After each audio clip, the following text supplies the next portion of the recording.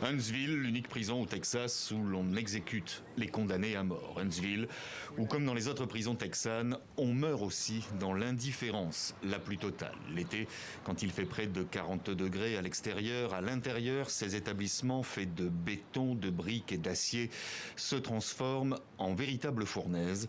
Cet ancien détenu vient d'être libéré après 2 ans d'incarcération. Il décrit un véritable cauchemar.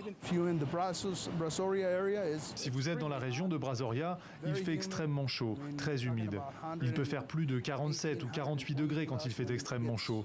De plus, vous n'avez pas d'isolation. Vous êtes dans un petit hangar. C'est vraiment extrême. L'une de ces prisons est même surnommée « Brûle en enfer ». La chaleur est tout simplement insoutenable, à tel point que chaque année, plus d'une dizaine de détenus en meurent.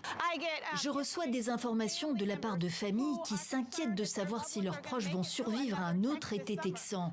Ils ont peur que leurs proches se suicident. Et pourtant, la loi oblige à maintenir une température comprise entre 18 et 29 degrés à l'intérieur des bâtiments. Si la question des climatiseurs en prison a fait l'objet de plusieurs procès au Texas, le débat se poursuit sur les réseaux sociaux grâce notamment à des anciennes détenues reconverties en influenceuses.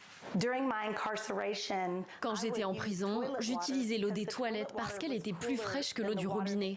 Je tirais plusieurs fois la chasse d'eau et je m'aspergeais le corps avec cette eau-là pour tenter de faire baisser la température de mon corps.